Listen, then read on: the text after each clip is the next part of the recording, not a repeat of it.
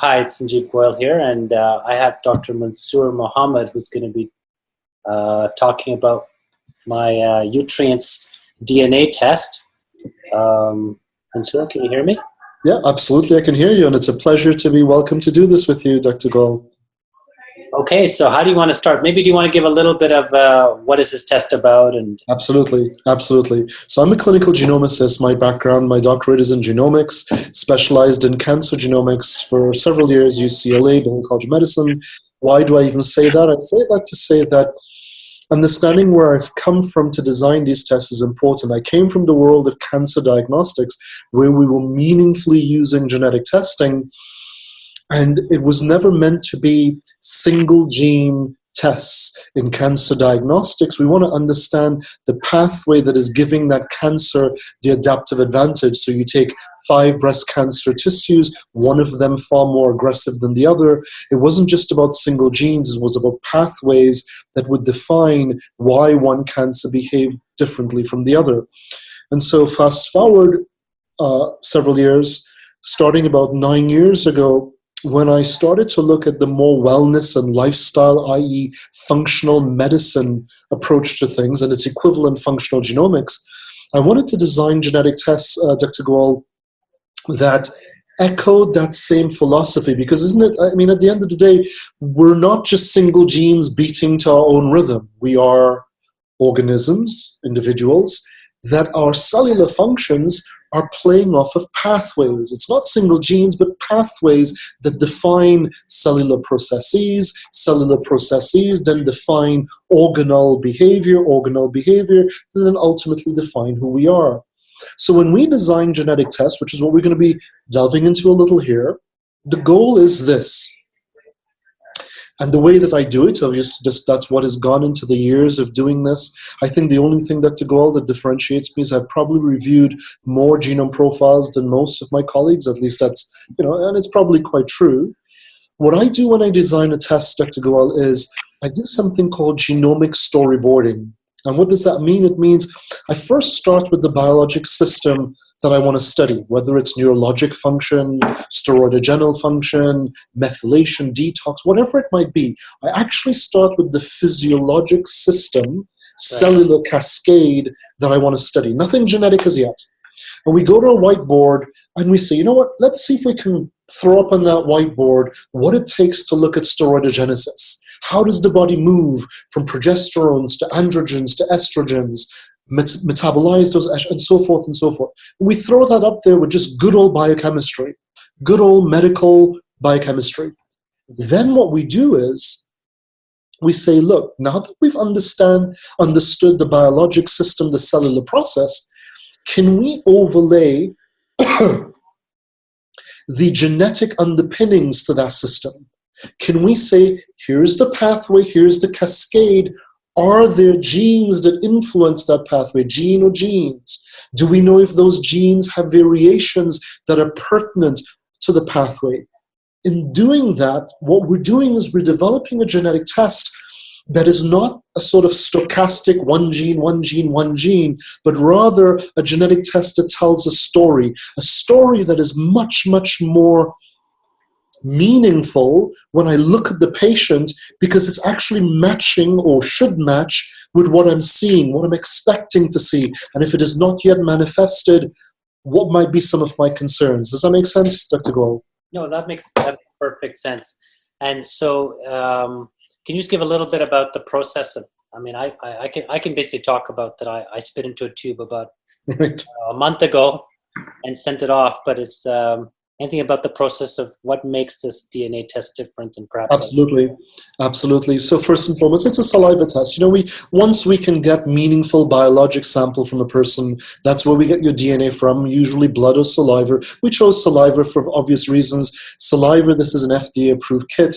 Once you actually give your sample and you've used, it's just literally, as you said, it's literally spitting in a tube, capping that tube, then that sample is stabilized. And the upshot here is you could forget it in your sock drawer for months and it wouldn't have mattered. So it's stabilized. So that's one of the upshots of that. It actually brings up a very, very important point, Dr. Goyal, particularly for some of the community members that you serve with your awesome clinic, and that is the autistic community. because what we've started to find is a lot of autistic children, not started to find, it's just fairly par for course, that several of these children may have difficulty spitting on demand. Right. And just on that note, we're actually right now validating an equivalent kit, a saliva kit. But what it does, it allows the parent using a gentle sponge. It's a special kit that we've just initiated, so that, just FYI, we can still get saliva, and it will be a much easier kit for the population of children, whether they are too young or that's just simply difficult for them to give samples, just FYI.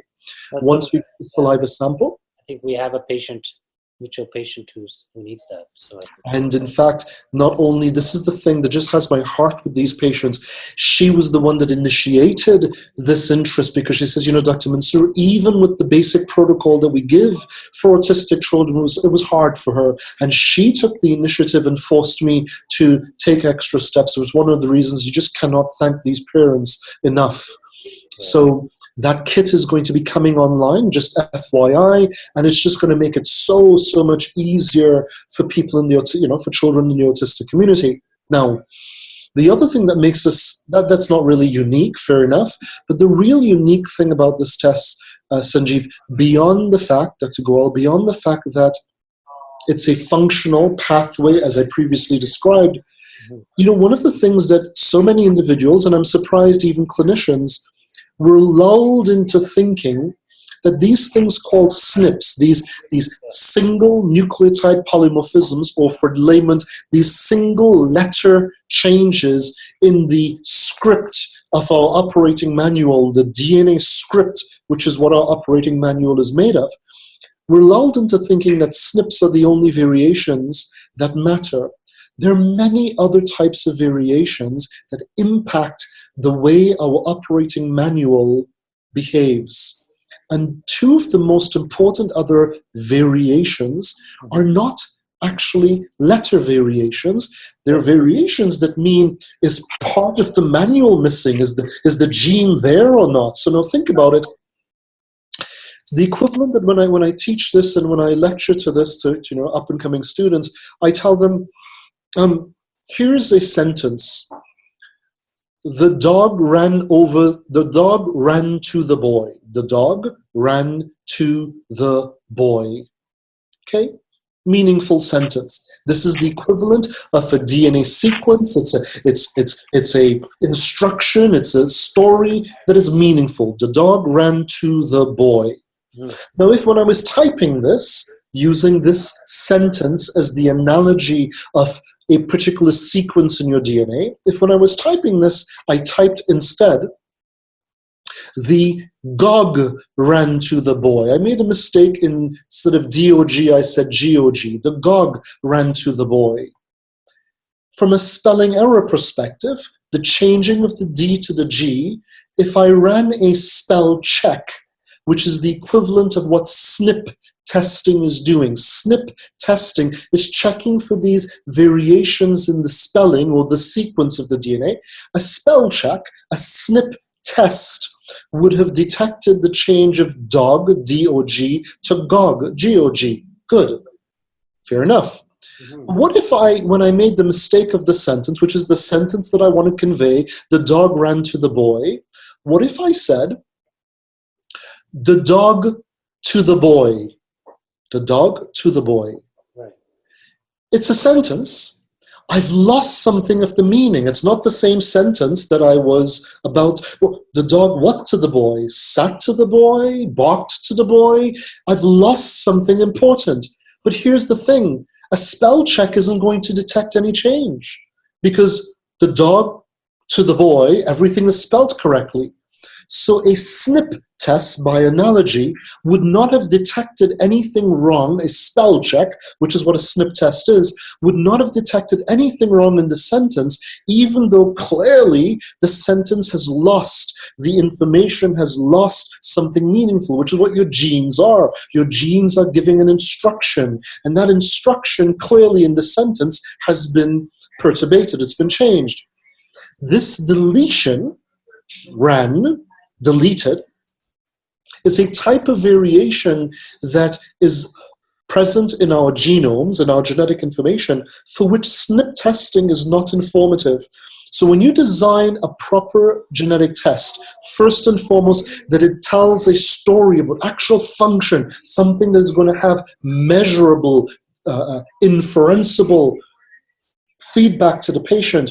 You don't just want to do SNP testing. You need to look for indels, inserts and deletions. You need to look for CNVs where the whole darn gene can be gone, believe it or not. And we're going to talk about a couple of these things for yourself. So in conclusion, to answer your question, this test is unique. Oh, it's a saliva test. That's not a big thing. It's unique in its design. How did we choose these genes? Why did we choose these genes? What is the story these genes tell? And it is moreover unique in that we look at all of the pertinent type of variations, not just SNPs, indels, CNVs, which really makes it robust. Make sense? Yeah, no, that's great. And just before we get into my test, Yep. how much, like, I know there's probably thousands of SNPs out there. Yes. Probably Yes. so many genes Yes. and all that. Yes. Is it that we don't have information on these other aspects? And Yes. that's why they're not in the test? Is that why, or, or they're not so important? Good, excellent. So, there are, on last count, and the number is still, so just don't be fooled, we still haven't gotten an absolute fix on every gene and every sequence in the human genome, despite it being, some 17 years since the advertisement that the human genome, 18 years since the human genome had quote-unquote been sequenced. There's still work to be done. So we think, there's numbers range from 20,000 to 22,000 genes, unique instruction pieces. And within these genes, there are untold number of SNPs. So there are hundreds of thousands of SNPs in the genes. Now, what's important here is, let me put another sentence to you. I can have a sentence, the book is in the center of the table. The book is on the center of the table. Let's just go with that one. The book is on the center of the table. Mm-hmm. And I could have spelled center, C-E-N-T-E-R, mm-hmm. or I could have spelled it C-E-N-T-R-E. Now, so long as we're Canadian or Brit, we would have known that that was a proper spelling as well. So my point here is there is a variation to the spelling of that gene, yes. That word, center, but it's not meaningful. It's a variation, but it did not, in fact, it didn't impact the meaning of the sentence, and in fact, it was perfectly okay. C-E-N-T-E-R, C-E-N-T-R-E. So one of the things that I always teach clinicians, and when I teach this the geneticists, I make sure to point out that not just because there is a SNP, not just because there's a variation, does it mean that it has a meaningful clinical impact. Center, T-R-E, T-E-R as the example. So this is the first thing. A lot of folks come to me and they bring, other tests, which are perfectly fine. Mind you, our tests are not, we're not talking about 23andMe here, people. We're talking about really functional medical stories that we're telling. So a lot of folks will bring to me a lot of different SNPs that they've gotten from a different test. Oh, Dr. Mansoor, what does this mean? And I'm like, well, your guess is as good as mine. We don't know if that variation actually has a meaningful, impactful change to the sentence, to the gene that it is encoding. So what we're interested in, and maybe that information is cool, but ultimately what we're interested in is designing tests that look for variations that are measurably impactful. It does something. It impacts something. It's a gene that is encoding an enzyme.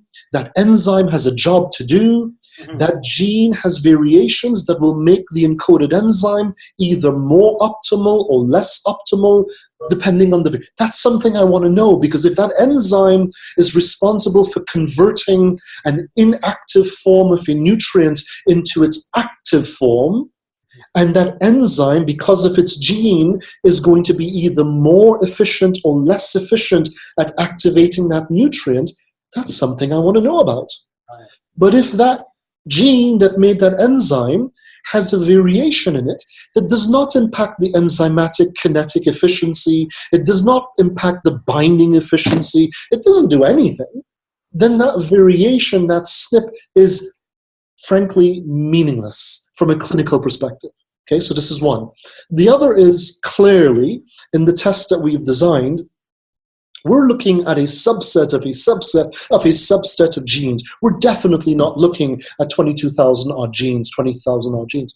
And so absolutely, we must always start with the humility of saying, we clearly are not looking at everything, not even by a margin.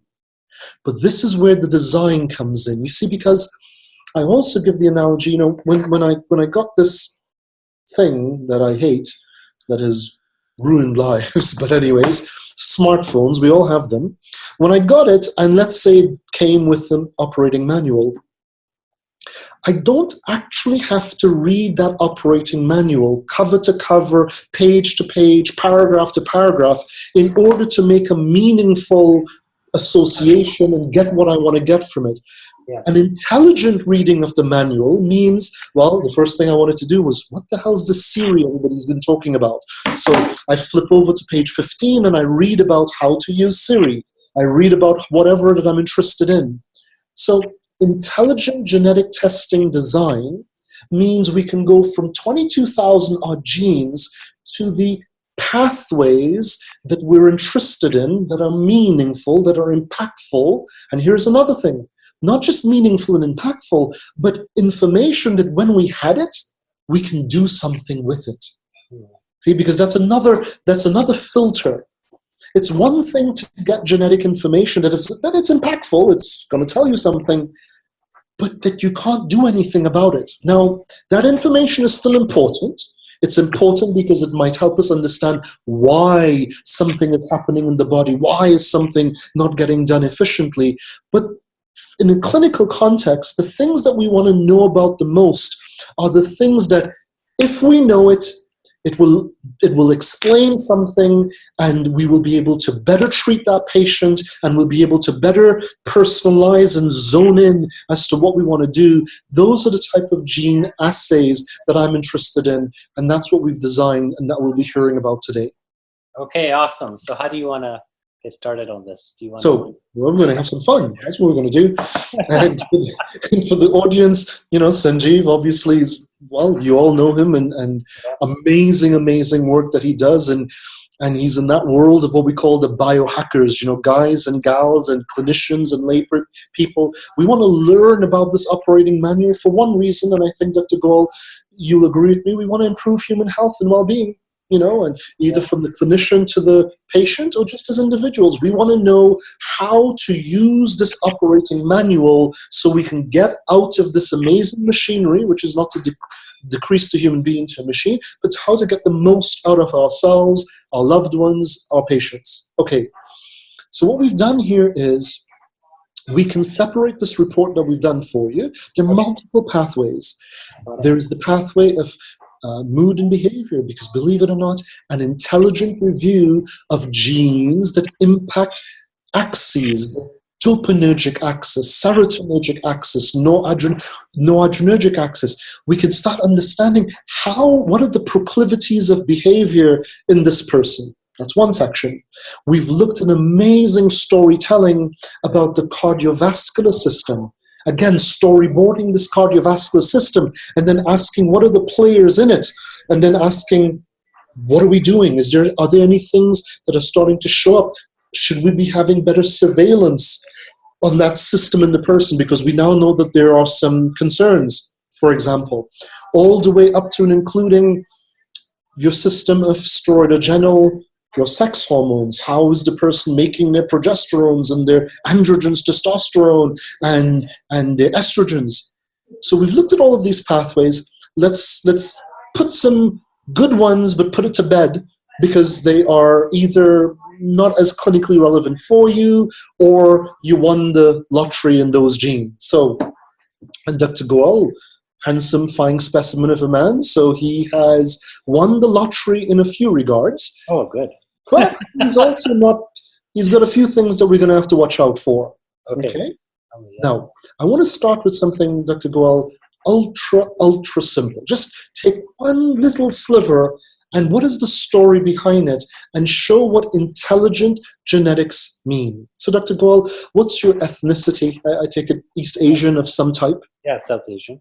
South Asian? Mm-hmm. Like my forefathers, I'm an island boy, so I'm a few generations out of South Asia to the Caribbean islands and then to this beautiful country, Canada. But generally speaking, Asians, South Asians.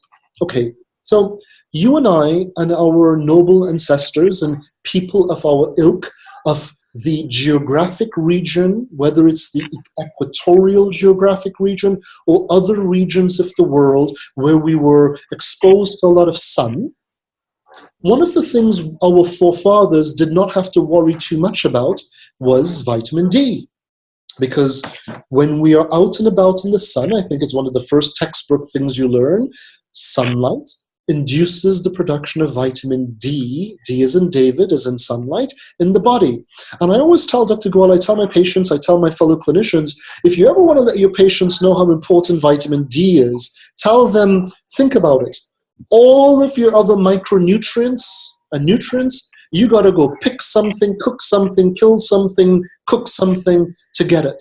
Vitamin D, the good old Lord just made it such that you walk out into the sun and that your body makes it. I mean, it's a profound thing that we're making this amazing micronutrient. It's actually more of a hormone, as you know, just by going into the sun. Now, clearly in northern climates like we live in, the going theme is we typically talk about too little vitamin D because, of course, we're entering into months, shorter days, we're cold, we're bundled up, we're not getting much sun exposure. Good. And too little vitamin D is clearly a concern. But one of the things we don't talk about, and we don't have to talk about, particularly in Canada, is there's such a thing as too much vitamin D as well. Now, why am I putting this as a foundation? Think about it. If our forefathers lived in a time and a place where they got tons and tons of sunlight, and if sunlight induces the production of vitamin D, and if there is such a thing as too much vitamin D, it can actually be, you can have vitamin D toxicity. Right. How did our forefathers survive? Because we would have all, our forefathers, making gobs and gobs of vitamin D going to the sun, we should have all had the risk of too much vitamin D. And this is way more than just our skin complexion. This has to do with the fact, and here comes the beautiful story. So this is functional medicine and genetics, genomics. What you make when you go into the sun is a precursor to the active vitamin D, to the 25 and 125 dihydroxycalciferol. That's the active thing. But the thing that was induced with those sun rays to your dermal layer is a precursor to that. And there is one gene, the CYP2R1 gene, CYP2R1, right, that activates that precursor into its active version. And unsurprisingly, Sanjeev, Dr. Goel, you and I will have necessarily, or almost necessarily, the slow version of that gene. Right. You see, the slow, one might say suboptimal version of that gene was actually optimal for us in our ancestral lands, for our ancestors, which brings up a hugely important point, that even for genes that you might deem there's an optimal and a suboptimal version, there's often a story as to why does that suboptimal version even exist in the first place? Exactly. Okay.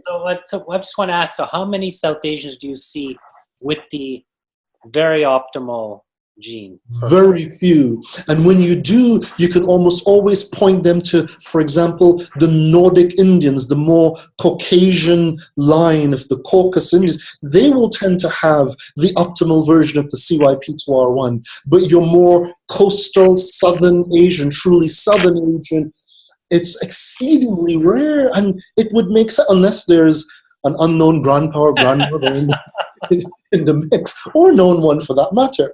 Okay, so you and I, classically, we've got We are the GGs. We're homozygote Gs. That's the version of the gene, the SNP, the allele, the G allele is the suboptimal, so that our CYP2R1 enzyme, which is a hydroxylizing enzyme, is not converting or activating the precursor into its active form as efficiently. And good riddance if we were living in the sun 8 hours a day, 365 days a year.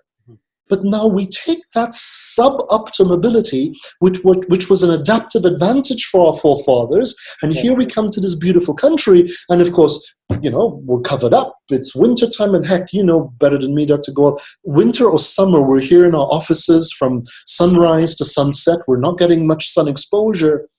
We could not hope to have optimal levels of vitamin D from basic food groups. I mean, we're just not adapted to this environment.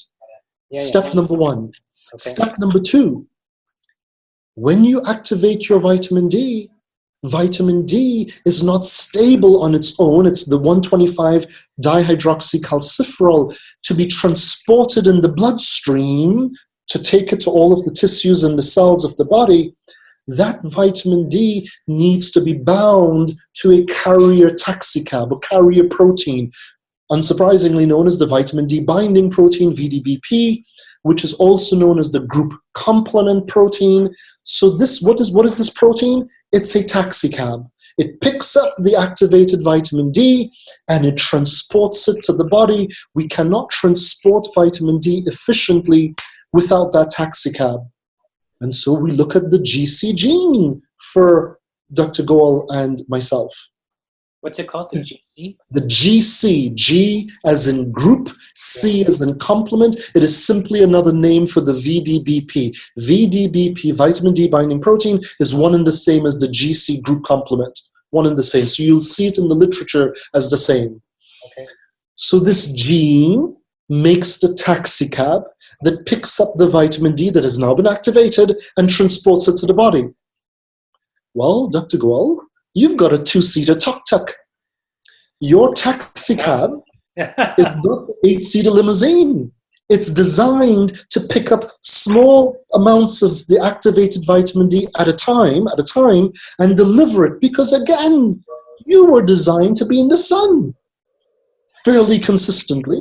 You weren't designed to activate lots and lots of the precursor, and you weren't designed to transport lots and lots of vitamin D as though we can't get the moment we get a little, like the Northern Europeans, my goodness, their 2 hours of sun for 3 days of the year, they want to activate as much as they can get, I'm obviously exaggerating, and transport as much as they get.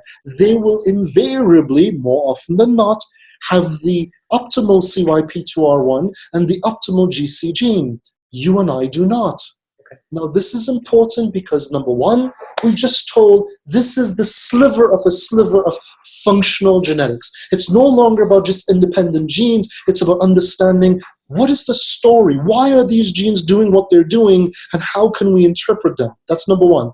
So Dr. Goel, if he does not monitor his serum vitamin D levels, which I'm sure he does because he's Dr. Goel, but more than that, he already knows that he probably, despite diet, and again, we have to get into diet and what are some of the sources of things that you might eat that might otherwise have some vitamin D in it. You will say, okay, you know what? Healthily, for me, I need to take about 1,000, 2,000 IUs a day. Okay, fair enough. But what does this information tell us? It tells us that for the Dr. Goels and the Mansoors of the world, it is by no means appropriate and adequate for us to say, you know what, I'm going to take one of these mega vitamin D doses once for the month. Why? Because if I took a mega vitamin D dose with a taxi cab that is a 2-seater tuk-tuk, much of the vitamin D that has now been absorbed into my bloodstream isn't going anywhere anytime soon, and it's not stable in the blood. Right. Okay. So what you and I need to do, we cannot afford to do one of those ultra high dose levels. I'm not saying that it can't be beneficial in an acute case of some circumstance, but better for us would be, we would take 1,000 IUs at breakfast. We take another 1,000 IUs at lunch if need be. We could take another 1,000 IUs 4 o'clock in the afternoon, probably not much later than that. In other words, we would mimic taking our vitamin D in a circadian rhythm, 2 things. One, at the level that the body can actually use and transport, and 2, mirroring the circadian rhythm of the day, for example. And sorry, I know we're just digressing a bit, but this is very interesting. So are you saying there's circadian rhythm involved in vitamin D? So one of the things that I always tell individuals is when you see how a body is designed to do something, and there's a little intuitiveness to this, the production of that vitamin D during sunlight hours, I just had someone tell me they were taking a lot of their vitamin D just before they go to bed at night. Yeah.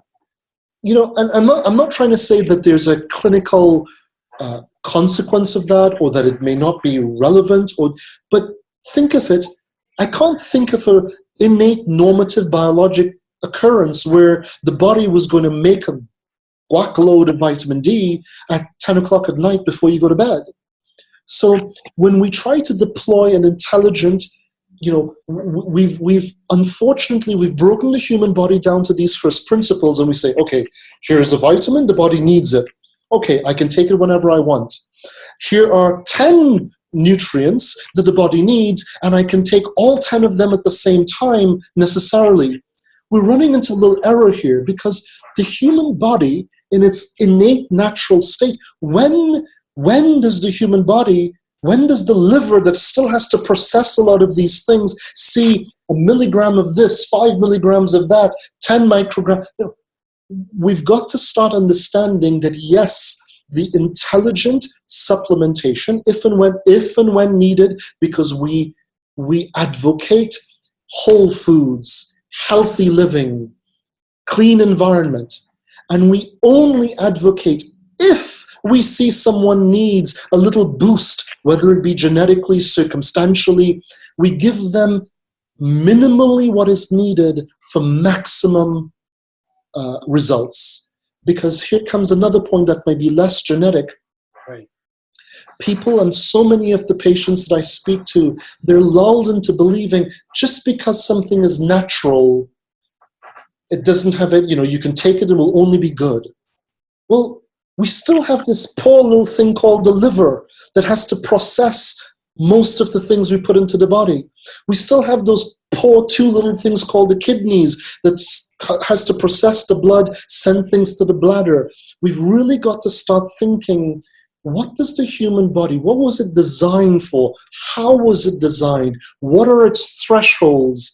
And try to practice an intelligent view of biohacking that reflects the reality of the human body, and hence the note about the vitamin D.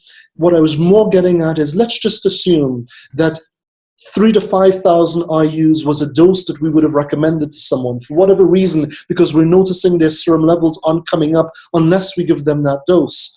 What I'm saying here, Dr. Goel, is what you will find, and we see this in hundreds. We've done thousands of patients. Yes, that many.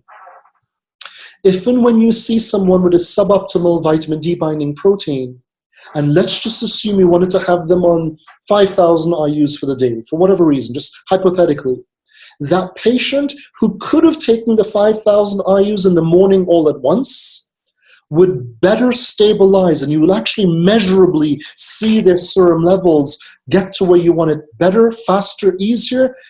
Instead of giving them 5,000 IUs all at once in the morning, you give them 221 or 211, whatever. You give it to them in a dose that their body can actually process it and maintain it better and accordingly. Make sense? Yeah, perfect.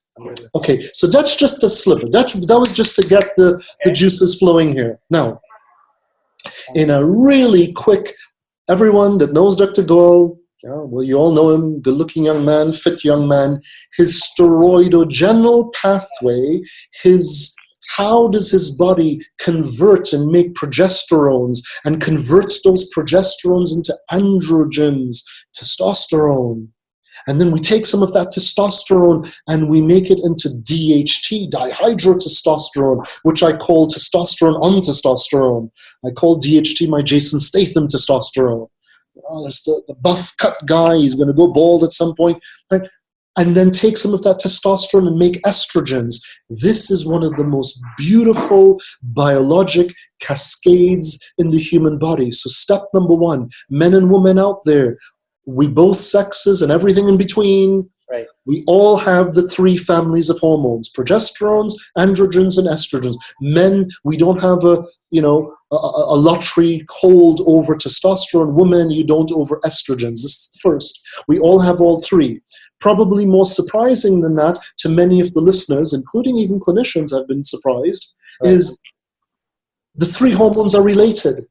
Your menstruating year's estrogen, every molecule of estrogen, if you're a menstruating woman, every molecule of your estrogen was previously a molecule of testosterone. Estrogen is nothing other than something called an aromatized testosterone. So in other words, your body will make testosterone and it will evolve, it will change, it will metamorphosize that testosterone into estrogens by the job of one gene. And where did the testosterone come from? Your testosterone was nothing other than progesterone, which is why it's called progesterone. It is the progenitor. So let's put that together. What is happening in the circadian rhythm in women, the circadian rhythm happens every 28 days. The body is making progesterone. It is converting the progesterone into androgens, and there are a number of them: DHEA, androstenediol, androstenedione, and testosterone, which is the one we tend to think of most. Then we will convert that testosterone into estrogens, 28-day cycle. Men, we actually have a cycle. We just don't have some of the consequences of the cycle. Our cycle is 24 hours, roughly. Okay. And in women, they're converting their progesterone to testosterone usually around 2 days prior to ovulation, which is when you tend to find a little libido jump in ladies that are menstruating. About then, we men, we will convert our progesterone to testosterone about 2 hours before we get up in the morning, roughly. Which is why when we were younger and we got up in the morning, well, we got up in the morning. Mm-hmm. It's because our testosterone levels were much higher right at that point in time. For Dr. Goel, your balance of how you move progesterone to testosterone to estrogens to secreting it, i.e. metabolizing and flushing it out, it's almost ideal. I've looked at I have my little chart open here. Yep. I don't know if you have it open or you can see it. I do. I'm watching it. I actually just look at the raw results, so I don't even look at the chart.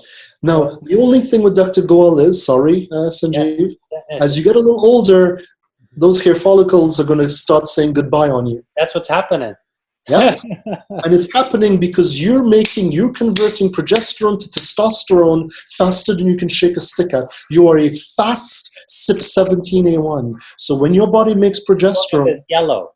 So even though it's yellow, it's not green. Right. So the yellow means that you're heterozygote, right? So the CYP17A1, let's get a little genetics here now. Yeah. CYP17A1 is the gene that makes the CYP17A1 enzyme. The CYP17A1 enzyme is what is converting your progesterone pregnenolones into your androgens, DHEA, and others. So voila, there we go. Okay? Now, Dr. Goel is a heterozygote for the CYP17A1. The CYP17A1 gene, there is a variation, a meaningful variation there that has a G version and an A version. The G version of the gene, the G version, is the fast version. It makes an enzyme that is fast at converting progesterones into androgens. The A version of the CYP17A1 is slow at doing that. Dr. Goel is a GA. So he is, by chart, he is a heterozygote amber. However, the G version, which is fast, also happens to be dominant. Got it. Okay. So even though you're a heterozygote and technically amber, your P to T, i.e. P to androgens, is happening faster than we can shake a stick at. Okay.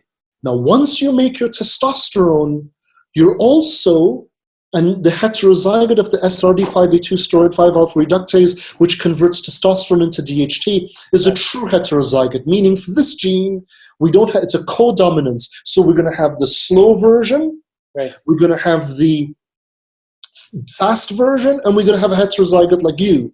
But because you are a P to T fast, which is the beginning of the cascade, and then you're heterozygote for T to DHT, you're going to be showing that dominance in your body type. You are going to be the male, all things equal, that will tend to have that leaner striation, Adam's apple formation, thinning hair.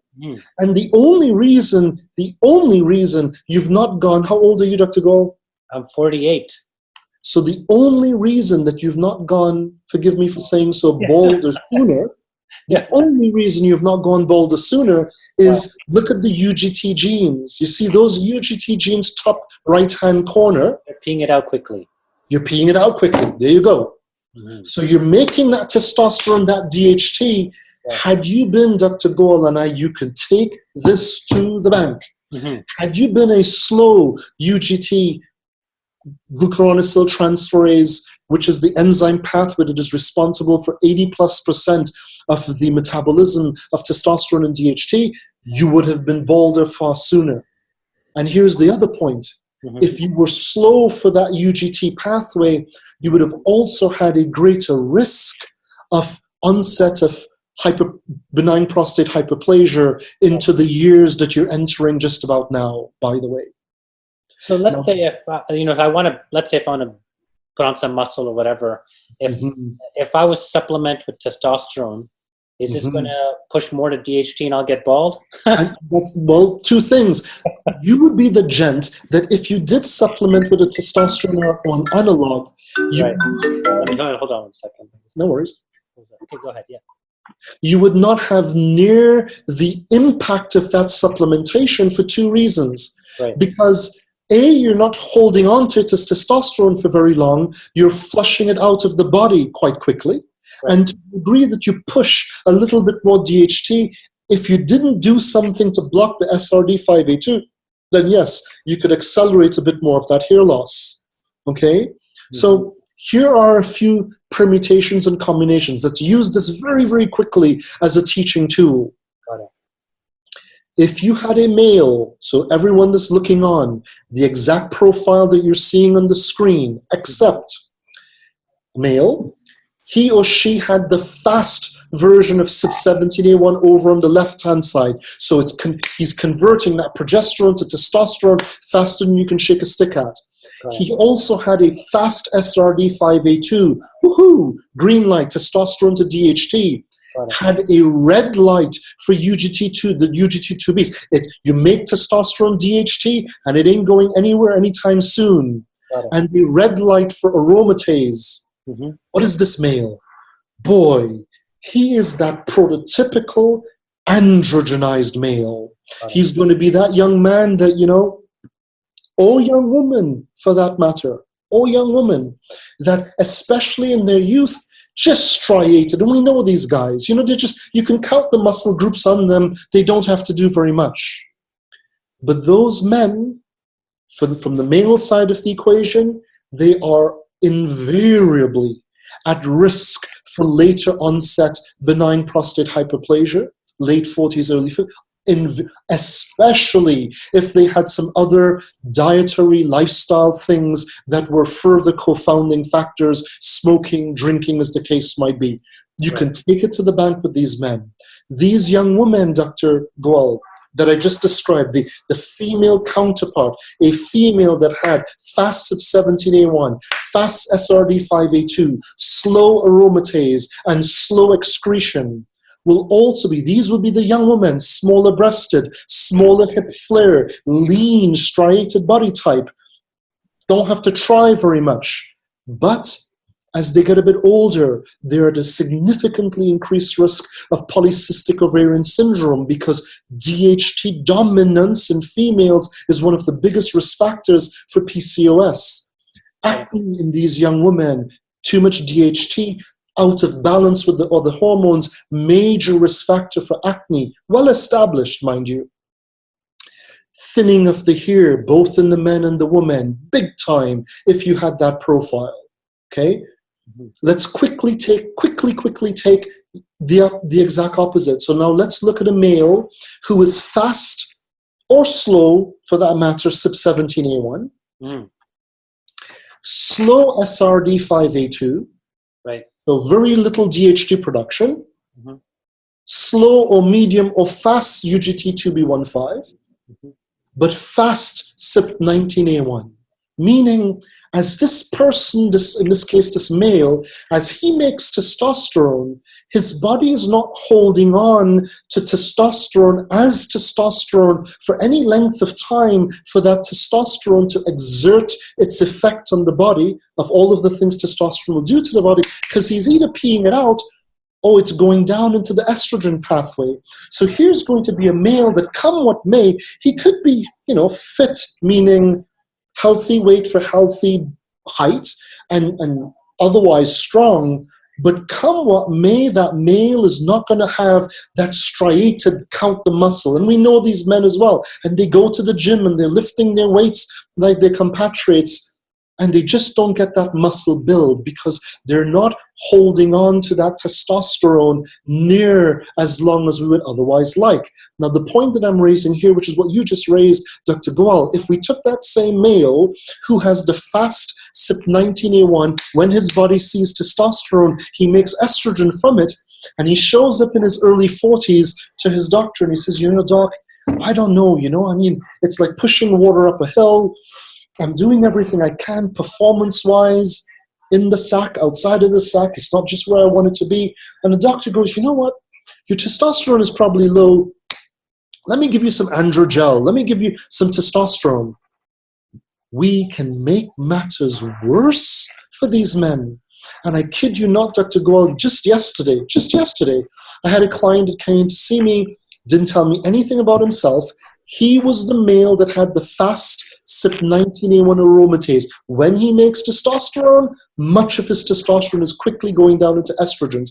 Now, he was in his 40s, so of course his initial production of testosterone in the first place had started to go down.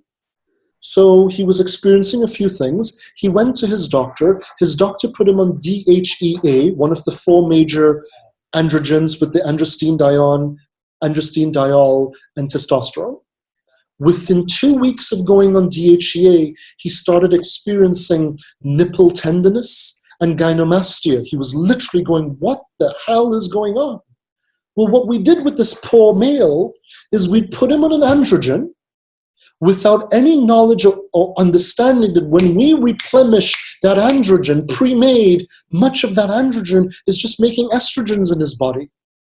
Which is not to say that we can't correct his pathway, but it is to say that if we are going to give these males some androgens, whether it's DHE, whether it's a testosterone analog, we've got to do 2 things.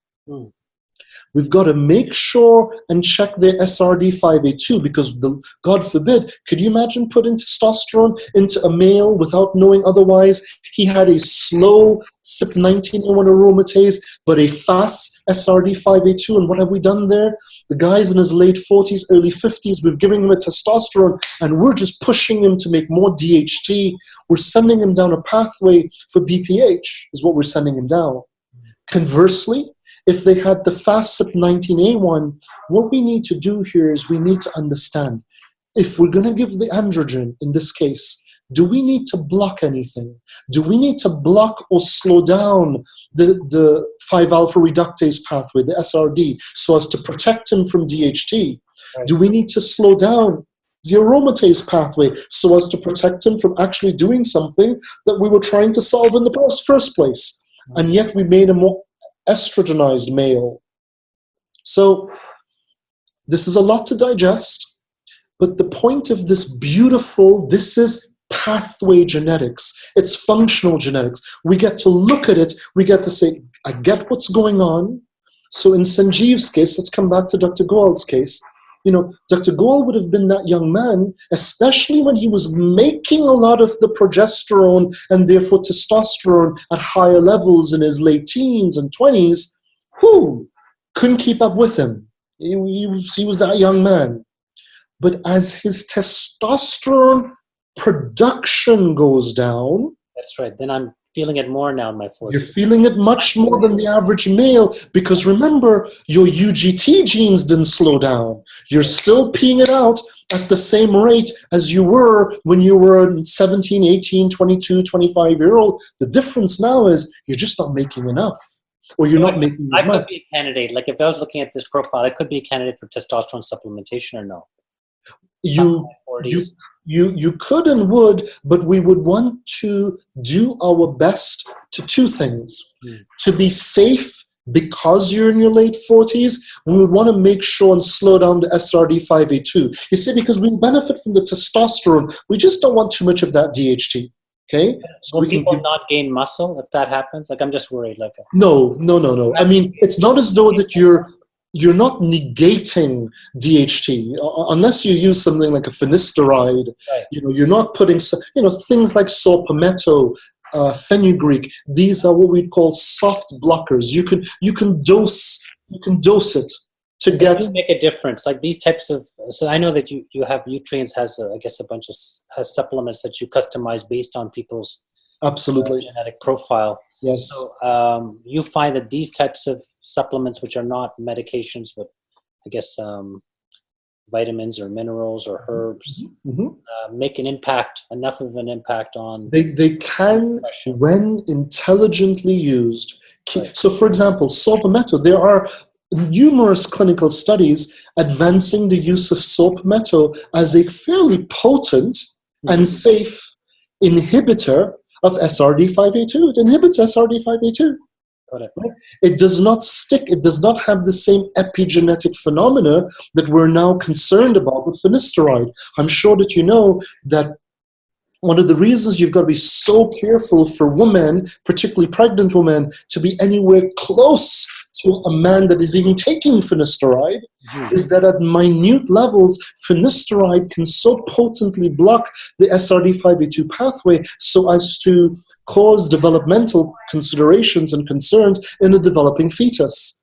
So palmetto does not seem to have those deleterious effects. So keep in mind here that what we're doing is we're only saying if there is scientific data for a substance, a nutrient, a derivative that has been shown to exert some effect on a particular pathway, and only if we've determined that that pathway seems to need addressing, that's what we're bringing the two things together, the knowledge of the pathway and the knowledge of an ingredient that can be beneficial to that pathway. And of course, Dr. Goel, we're only doing this under the guidance of a clinician or clinicians, particularly clinicians of your ilk, clinicians who understand functional medicine and understand that we don't just look at symptoms, we look at what's going on behind the scenes. So coming back to answer your question, Dr. Goel, ideally, and now let's just be clear, not every profile have we seen that we can come in and correct that pathway. You see that UGT 2B17, 2B15 pathway, there are a few things that can slow it down.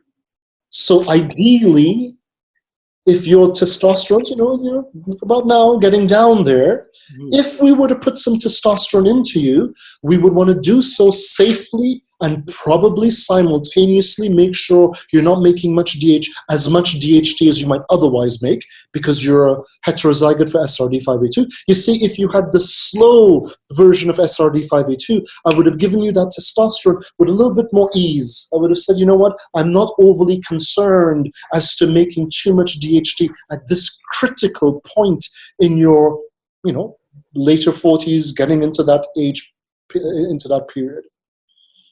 But importantly here, the UGT2B15, 2B17 that is playing a role in glucuronidizing and flushing out both testosterone and DHT, that's not their only job in the body. They are potent phase 2 detox enzymes. They are potently involved in detox reactions, by the way, which you don't want to go and block willy-nilly. Right. Okay, so when people talk about trying to slow down their UGT pathway, I always have to tell them, hey, listen, the glucuronosyl transferase enzymes and their genes are probably only second to the glutathione genes, your two top phase 2 enzyme pathways. So don't go block that, because certain toxins, certain medications that you might be taking, you could skew the toxicity profile. Do you understand now? So really, Dr. Goel, the real message here to the community that's been listening is, it's about intelligent steps. It's not plug and play willy-nilly. It's about taking a look at the person, understanding what is their context, what is their age, are there medications, what are they doing, and making sure we do the right thing at the right time. Make sense? Yep, that sounds good. Do you think we should pick one more? And yep. I feel like there's so much to go through on my report, but so we can pick one more here. If someone were to ask me, if you were to say, all right, Mansoor, you only get to tell me one thing that I got to be worried about, if there's anything to be worried about. If I had to choose one word yes, to describe my concern about Dr. Goel, and I know this is going to seem so diluted, but for you specifically, it would be inflammation. Inflammation. Sorry, just 1 second. I apologize. Yeah, go ahead. It would be inflammation, Dr. Goel, in all of its forms and manifestations. Why? And by the way, I would be particularly concerned about this as it relates to your vascular inflammation. So one of the things that if you had come to me, I don't know anything else about you, you're sitting on the mid to top end of the 40s, we're not making cholesterol the big bad monster here. But I would be very suspicious that your cholesterol profile is a little bit north or a little bit on the higher side of the scale. Well, I am a vegan, and my cholesterol is like super low, but I mean, it could be. So of course, here you've taken a dietary path that is radically altering or could have a radical impact, which is so important. And by the way, affirming to your dietary choice. So let's quickly cover this. Yeah, let's maybe go over that piece. So number one, Dr. Goel, is your methylation profile. Now, of course, there's a little bit of a double-edged sword here, because as a vegan, now, are you vegan or vegetarian? I'm pretty much vegan.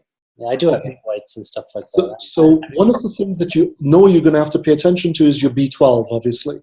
Yeah, I am taking that because I think I'm a low absorber, I believe. Not only are you a low absorber, you're also a low activator of cyanocobalamin into its methyl form. But I will go one step beyond that, Dr. Goel. You are a good candidate for a slightly different form of cobalamin. You're a better candidate for adenosyl cobalamin. Adenosyl cobalamin. What's the difference between that and methyl? So it's the way in which the body will use that, whether it be methyl. So as we know, cobalamin, the derivative molecule, hydroxycobalamin is the precursor, which then gets converted into either and or hydroxy into methylcobalamin, hydroxy into adenosylcobalamin. Now, we've entered both feet into the realm and the world of methylation. Methylation being another one of the most awesome examples of cellular cascades. And it's all about how the body is using these methylated carriers. And they're going to be two uber important methylated carriers. Your methylated folate. Folate, of course, think everything green, leafy, folate, B9. And your methylated cobalamin. And so your methylation reaction is the reaction in the cell that is passing the baton. It's a relay race between 5 primary genes that will pass the methyl group, one carrier to the next. Starting with folate, folate becomes methylated. Then there are 2 genes that will do that job to create 5-methyl tetrahydrofolate. And then to the degree of the efficiency and optimability with which we're creating 5-methyl tetrahydrofolate, one gene called the methionine synthase reductase, the MTRR gene, grabs the methyl group from the methylfolate, gives it to cobalamin to create methylcobalamin, and then here it comes. One other gene, the MTR, methionine synthase, grabs the methyl from the methylcobalamin, see we're passing it along, and takes that methyl group and contributes it to several cellular reactions involved in methylating things, such as methylating homocysteine to create the less inflammatory methionine. Now, your MTR, methionine synthase, which is the gene and its enzyme, grabbing the methyl group from the methylcobalamin, giving it to whatever it needs to be given to, is a homozygote suboptimal. Your MTR, you're a GG for that SNP, which is the homozygote suboptimal, which, as far as we can tell, you see, most people, when they think of taking a vitamin B supplement, especially if they're going to take the sublingual version already, they take a sublingual methylcobalamin. Right. But if you're taking methylcobalamin, and depending on the levels at which you're taking methylcobalamin, and you are not getting that methyl group and giving it to where it needs to go to efficiently, we can actually other methylation reactions that are not the ones we want to have happen. There is such a thing as over-methylation or methyl toxicity reactions. We're going to have to be a bit more careful with you. So with people like yourself, what we generally recommend is either we give you the hydroxycobalamin, which you can also get as a sublingual, okay, allowing the body to use it and convert it as needed, keeping in mind that you're not very good at grabbing the methyl group from the methylcobalamin, or we give you adenosyl cobalamin, which is the very reason that adenosyl cobalamin was formulated as opposed to methylcobalamin. So this is just an insight there. And where do you get it? Adenosyl comes as a sublingual, or does it? You can get it. The only problem is, and we've been trying really hard, it's very difficult to get in Canada. We think we're close to getting approval for it, for reasons that I don't know why it's hard. But you certainly can get it in Europe. You can get it in America a bit easier. You can get hydroxy here in Canada. So whenever, and by the way, I'm in the same boat as you. When it comes to my B12 pathway, you and I are identical. So I prefer to take hydroxy B12. You know, when I take too much methylcobalamin, you know how you experience methyl toxicity or over-methylation? Many people will relate feeling almost a sense of vascular migraine, like a sense of vascular pressure if they're getting too much. If you give a non-vegan, so they're getting other sources, with you and I, our genetic pathway, you give them a IM methylcobalamin, many of these people right then and there, they start to experience a headache. They start to feel like it's just too much blood flow. And I don't quite know all of the processes that are happening there, but it's an off-repeated, and it's one of the signs of hypermethylation. But you take an adenosyl or hydroxy, and those symptoms just, you get all the benefits without the symptoms. So basically, I'm giving the precursor that allow to still create methionine still. Correct. Now, piece. the problem here, I say problem because really it's the one core area, is your folate pathway is also quite suboptimal, as you can tell, Dr. Goel. You see, the 1,2 conversion of the folate into the dihydrofolate, tetrahydrofolate, and then the 120, the 5,10 methyltetrahydrofolate into the 5-methyl tetrahydrofolate is from SHMT1 into MTHFR, and both your SHMT1, you're heterozygote for it, and your primary SNP, here comes another point, the MTHFR gene has multiple SNPs in it, affecting enzymatic activity in different ways, with the MTHFR enzyme being the enzyme that completes the methylation of the folate into the 5-methyl tetrahydrofolate. Your SHMT1 and MTHFR are both suboptimal. Critically here, Dr. Goel, and we've seen this, and I hope to actually publish this because we've done several hundred patients with this. Okay. We find that these patients, one of two things, definitely just good old-fashioned dietary folate, And as much as you might think, well, gosh darn it, isn't this the patient if they had folate and they're not methylating it very well? Shouldn't we be giving them methylfolate? Hold on. For these patients with the suboptimal SHMT1, the SHMT1 here is going to be the differential diagnosis. We we make sure they get a good amount of dietary folate, which someone like yourself will very likely be getting. Mm-hmm. They can use good old-fashioned folic acid, which is very hard now to differentiate because a lot of the labeling, they'll say folic acid, but it's actually 5-methyl tetrahydrofolate that they're using. So you've got to be careful, because here's the point.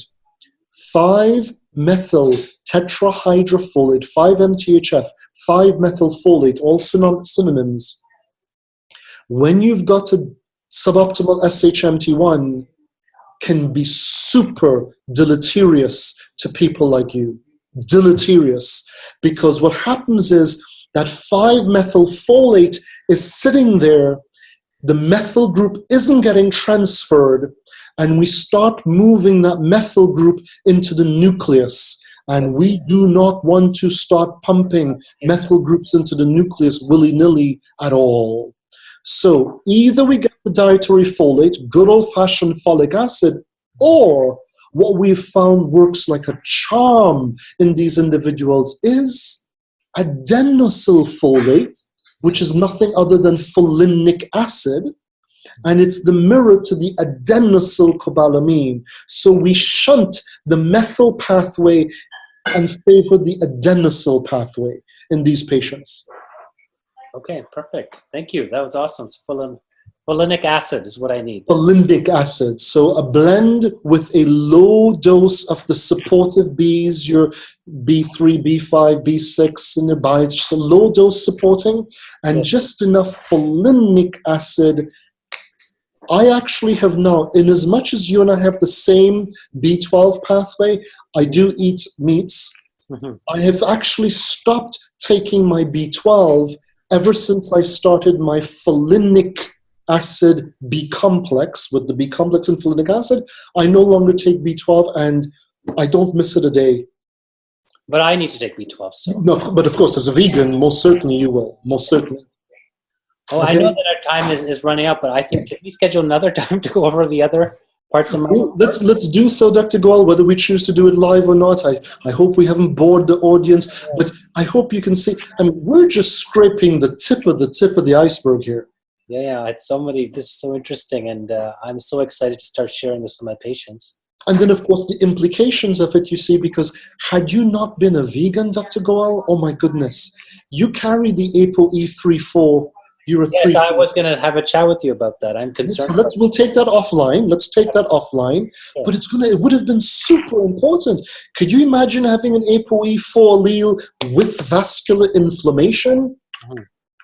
Not a good prognosis at all, right?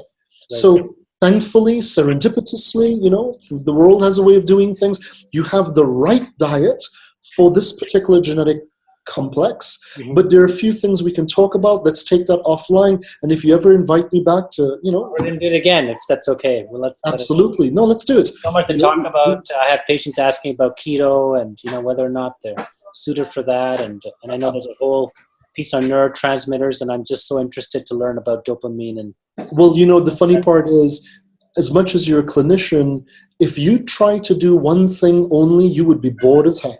Yeah, no, that's what you have. I get basically.